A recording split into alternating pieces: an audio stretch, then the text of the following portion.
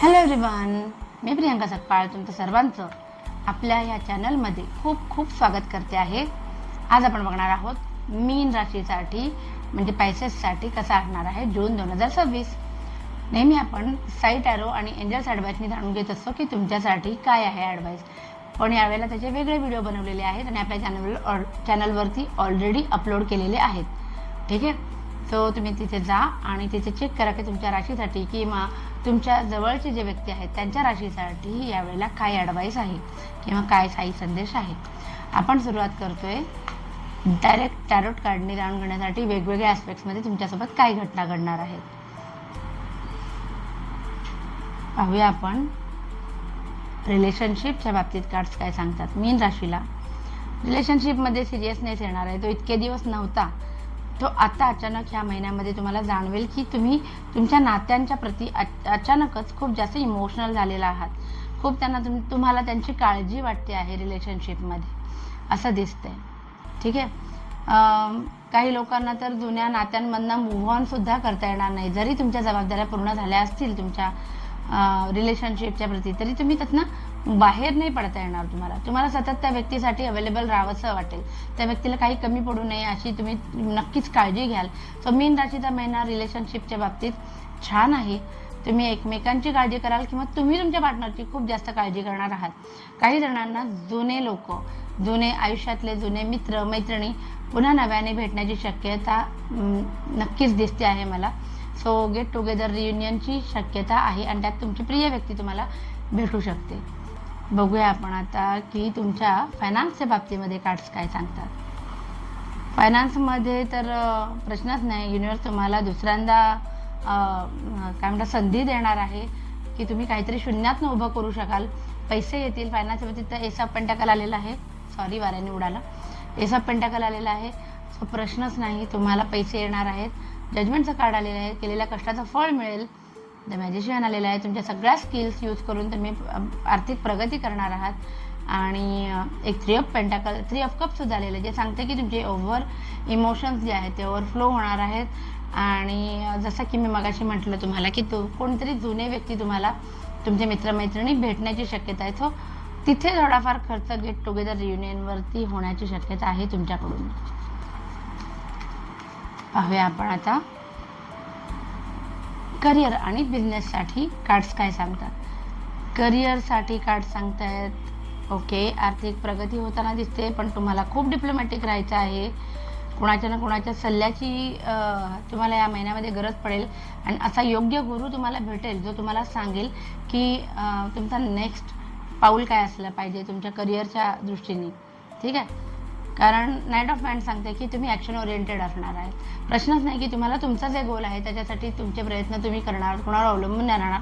पण त्याचबरोबर तुम्हाला ही शिकवण या महिन्यामध्ये मिळेल किंवा आता इथून तुम्ही हा सल्ला घ्या की तुमचे सगळे पत्ते ओपन करायचे नाहीत. करिअरमध्ये पुढे जायचं असेल तर तुम्ही तुमचे काय स्ट्रॅटजीज आहेत ना तुमच्या ऑफिसमध्ये किंवा तुमच्या करिअरच्या बाबतीत कोणाला डिस्क्लोज करू नका. डिस्क्लोज केलंच की नजर लागलीच समजा आणि हातातनं संधी गेलीच समजा. नजर इज ऑलवेज रिअल. सो या गोष्टीच्या बाबतीमध्ये थोडी काळजी घ्यायची गरज आहे. बाकी पैसे येतील, आर्थिक प्रगती होताना दिसते, प्रोफेशनल ग्रोथ सुद्धा होताना दिसते आहे. तुम्ही पण ॲक्शन ओरिएंटेड मला दिसत आहात. बघूया बिझनेस करण्यासाठी सुद्धा सेम छान प्रगतीचे कार्ड येत आहेत का. संधी जी हवी होती, जिच्यासाठी तुम्ही इतके दिवस अडून बसला होतात, ती आता मिळताना मला दिसते.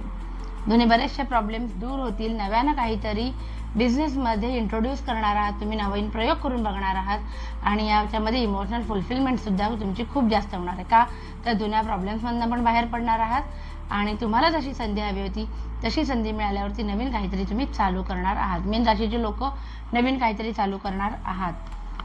बघूया आपण आता जे आपले स्टुडंट्स आहेत ते आणि हेल्थ या बाबतीमध्ये मीन राशीच्या लोकांसाठी कार्ड्स काय येतात.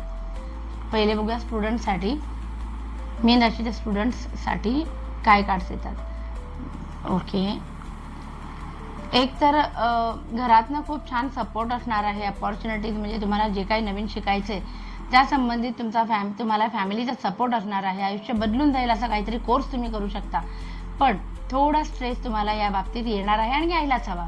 जर तुम्ही काहीतरी नवीन सुरू करताय तर तुम्हाला ती जबाबदारी तुम्हाला पेलवता आली पाहिजे, कारण फॅमिली त्याच्यामध्ये त्यांचे पैसे आणि त्यांचे इमोशन्स तुमच्यावरती गुंतवत असतात. तर तुम्हाला त्या बाबतीमध्ये प्रामाणिकपणा तुम्हाला आला पाहिजे आणि त्याच्यासाठी ही छोटीशी भीती गरजेची असते.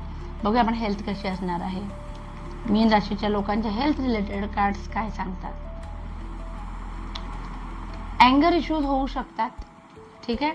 बाकी काही मोठे प्रॉब्लेम्स नाही येणार. मन थोडंसं नाराज होण्याची शक्यता आहे, पण जुन्या सगळे जे काही प्रॉब्लेम्स होते, समजा दुखणं खुपणं असं, त्यातनं तुम्ही मला बाहेर पडताना दिसताय, जी एक चांगली गोष्ट आहे.